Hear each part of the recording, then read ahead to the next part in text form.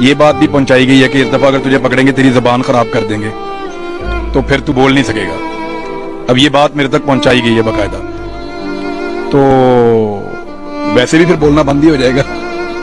एक आदमी आया मेरे पास अरशद शरीफ साहब के घर पे, उसने आगे मुझे ऐसे मोबाइल दिखाया यूं, और उसने कहा ये देखो ये तुम्हारा घर है ना, ये है ना तुम्हारा घर। मैंने कहा जी ये मेरा घर है। फिर उसने मुझे कहा ये देखें यहाँ आप ठहरे हुए हैं, यहाँ पे जो आप इस्लामाबाद में ठहरे हुए हैं, आप इस घर पे ठहरे हुए हैं।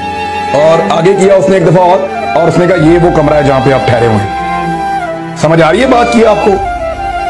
तो मेरी उनके साथ छोटी सी, क्योंकि वो फौतगी वाला घर है, तो एक दो सख्त जुमलों का तबादला हुआ और वो साहब मुझे धमकाकर चले गए। मुझे और भी कुछ दिखाया उन्होंने, वो मैं यहां बोलना नहीं चाहता, बाकी लोग भी वीडियो सुनते हैं, मेरी फैमिली के लोग भी हैं। तो हमें थ्रेट किया जा रहा है कंटिन्यूसली, और मैं जानता हूं कौन लोग कर रहे हैं ये हरकतें, कौन लोग कर रहे हैं। तो ये अभी भी सिलसिला रुका नहीं है, लेकिन सिलसिला चलता रहे चाहे रुक जाए, हम नहीं रुकने वाले।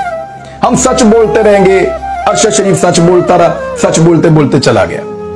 हम सच बोलते रहेंगे, जब तक जिंदगी लिखी है तब तक जीते रहेंगे, सवालात भी उठाते रहेंगे, जवाब भी मांगते रहेंगे।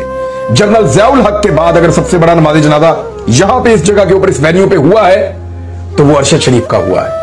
आप सबको दोनों हाथों से सलाम, आप सबका बहुत शुक्रिया, आपने हमारा मान रख लिया। अब हमारे लिए भी कुर्बानी देना आसान हो जाएगा, इतना मुश्किल नहीं रहेगा। मुझे अब आप लोगों पे यकीन है कि आप मेरे पीछे आएंगे, मुझे इस बात का यकीन है। इससे पहले भी आप लोगों ने बड़ा एहसान किया हमेशा।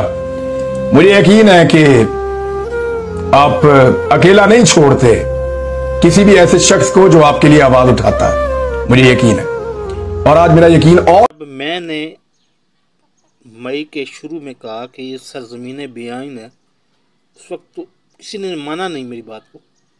आज भी वीडियो पड़ी हुई है, यूट्यूब पे वीडियो पड़ी हुई है, उसका लिंक भी नीचे मैं दे देता हूँ, ऊपर भी दे देता हूँ। तो आज आप आसानी से बताए कि ये बंदा जो है सच बोलने की बुनियाद पे अंदर वो गायब हुआ है। पूरे 100 दिन हो गए उसको गायब हुए हुए। इसको आज वो इम्पोर्टेड नाम नहाद वज़ीर आज़म तो को तौफीक नहीं हुई, लेकिन निगरान वज़ीर आज़म भी इसको।